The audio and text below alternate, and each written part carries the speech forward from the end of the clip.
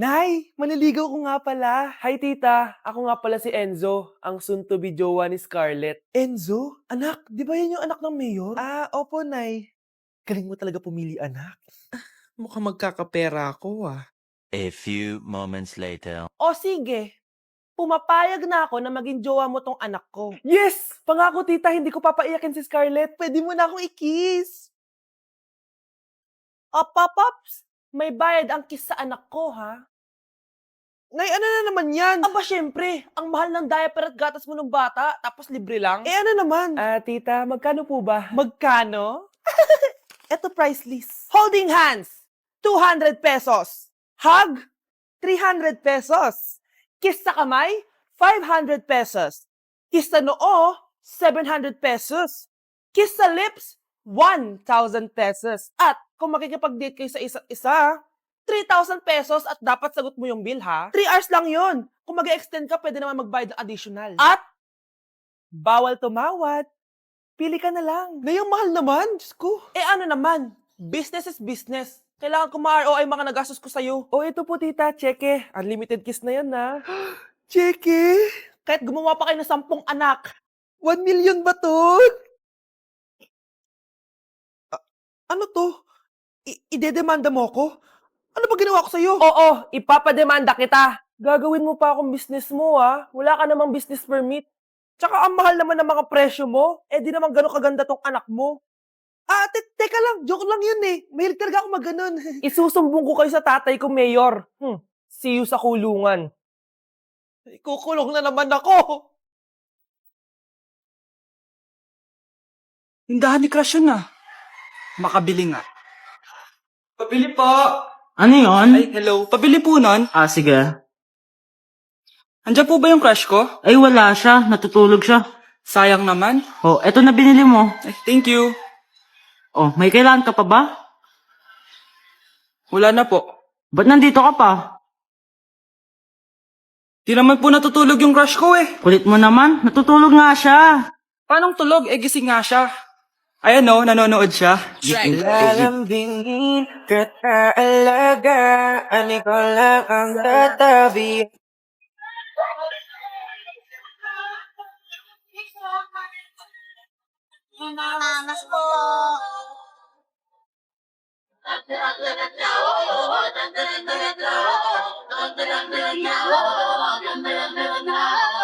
Minsa'y natuwa ang may likha, 7,000 pulo ang ginawa. Mga hiyas na inilatag sa malasot lang dagat.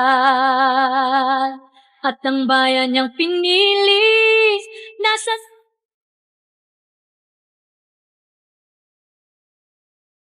tulog ng bahaghari, kaya't 1,000 kulay nangakit kumakaway. Piliin mo rin ang Pilipinas, kapulo apoy tatlong pelas. Piliin mo, yakapin mo, kayamanan niyang likat. Piliin mo ang Pilipinas.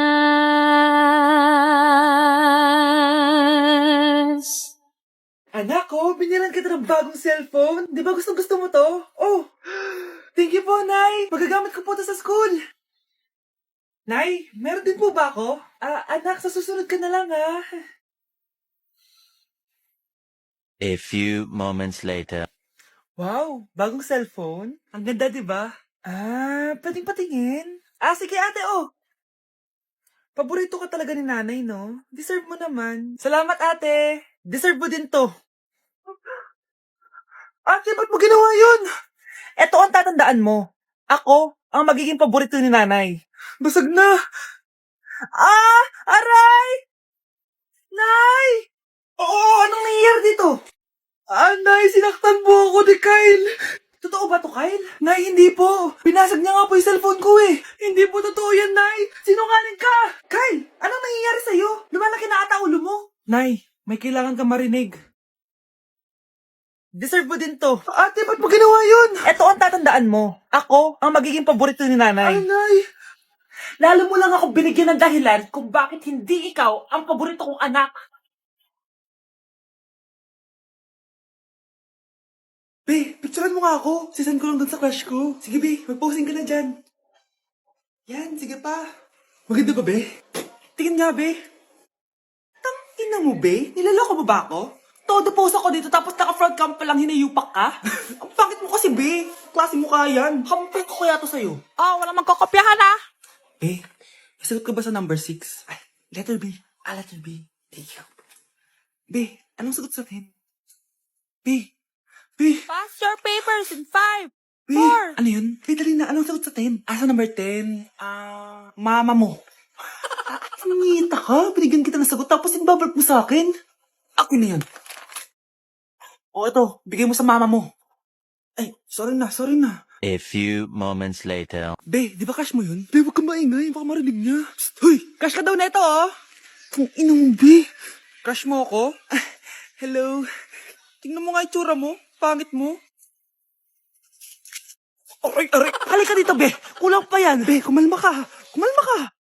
Nasa Japan pa rin ako at titikim tayo ng Japanese convenience store food part 2. Hulaan nyo guys kung nasaan ako. Walang-wala na ito sa Pilipinas, promise.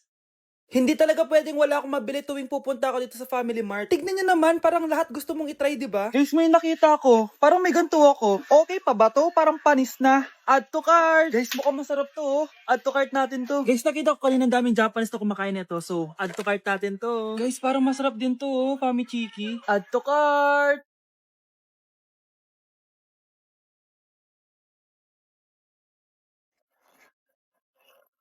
Tikman na natin! Una natin titikman na itong mukhang bayat. Bakit kaya ganito kulay niya? Saan yung amoy niya? Amoy mani. Unang kagat. Masarap siya pero lasa siyang mani. Oo eh. Masarap siya. Sarap siya. 7 out of 10 to. Next natin tong Famichiki. Tignan nyo guys, grabe. Walang buto to ah. The best! Pupunta talaga ako ng Japan para lang dito. Buhay ko out of 10 to guys. Next, mag-drinks muna tayo. Sarap. Wala akong masabi. Ang sarap niya. 10 out of 10 to sa akin. Ang daming Japanese na kumakain nito kanina. So, try na natin kung masarap ba talaga. Parang siya marshmallow. Ayos din yan. Masarap siya pero medyo matamis siya. Mahilig sa matamis. Sarap! Okay. Next natin itong palaging kinakain ni Honey Bunch. So para siyang pandesal na may feeling sa loob. Dami pala niya. May laman siya guys. You know? Masarap siya pero wala siyang lasa. O yun naman, magko-comment na naman masarap pero walang lasa eh. I'll give it 7 out of 10. Next natin tong parang mushroom na parang chocolate din. Next natin tong ganito yung itsura niya.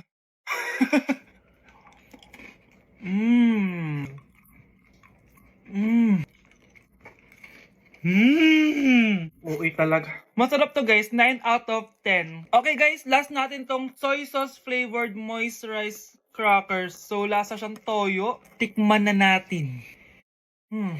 Amoy singit. So, ganito yung itsura niya. Amoy singit.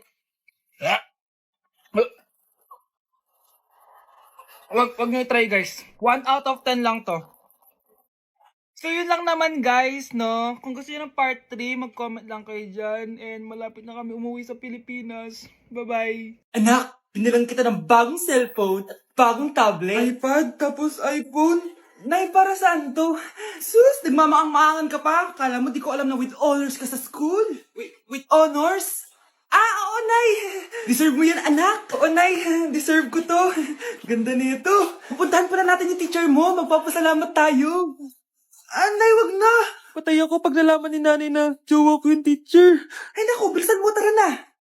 Sige po, Nay. A few moments later. Hello po. Hello po, ma'am. Napadaan po kayo dito. Ma'am, gusto ko lang po magpasalamat dahil with honors yung anak ko. Wala yun, ma'am. Nay, uwi na tayo, tara na. Kahit palagi di po mapasok at bagsak yan sa lahat ng subjects. Anong sabi mo? Bagsak? Oo, ma'am, bagsak. Pero dahil mabuti siyang jowa sa akin, with honors pa rin siya. Ha? Jowa mo yung anak ko? Opo, ma'am. May problema po ba? Aba, Child abuse na yan ah! I-report kita, manda ka! Ikaw naman, pinatulan mo yan? Ang tanda-tanda na yan eh! Anay, magpapaliwanag ako! Fake news lang palang with honors ka! Ibalik mo sa akin lahat ng binili ko sa'yo! Hi, Mare! Buntis na ako! Ha? Paano ka nabuntis? Eh, wala ka namang asawa! Hello po. Nagbibigay po kami ng pera sa mga nangangailangan. Hello po, Mayor. Ako po, kailangan po namin ng pera. Ay, Mayor, buntis ako. Mas kailangan ko yan. Oo, mas kailangan mo nga kasi buntis ka. Ito, sino to? Thank you. Tsaka pala, magbibigay kami ng bahay at lupa sa mga may kailangan. Kami po, Mayor. Kailangan po namin ng bahay. Wala na po kami magrenta. Hindi. Buntis ako, oh. Kawawa naman yung bata kung wala siyang bahay, di ba? Oo nga, mas kailangan niyo yung bahay. Ito. Sa inyo yung bahay. Thank you. Sandali lang. Bakit? Sinungaling to babaeng to eh. Hindi naman totoong buntis yan. Totoo nga. Manganganak na ata ako. Manganganak na daw. Manganganak? Tignan ko na lang kung anak yung lumabas dyan. Ang baho, ano yun? Di ba? Sinungaling kong babaeng to. Nagdadalang tae lang pala. Sa akin na lang po ibigay yung pera tsaka yung bahay. Bakit anak? Kasi nay, buntis ako. Tay, ano? I-explain mo na sa akin kung bakit nakaburo si nanay, ha? Bakit ka ba naniniwala dun, ha? Ang totoo mong nanay, busy. Di ba sinabi ko na to sa'yo? Pero, tay! Wala lang pero. Huwag mo akong hintayin magalit, Scarlett. Di mo magugustuhan. Hindi pwedeng hindi si nanay yung nakita ko sa cellphone. Alam na alam ko yung tsura ni nanay. Malalaman ko rin sikreto mo, tay. Scarlett, aalis ako ulit, ha? Huwag kang pasaway.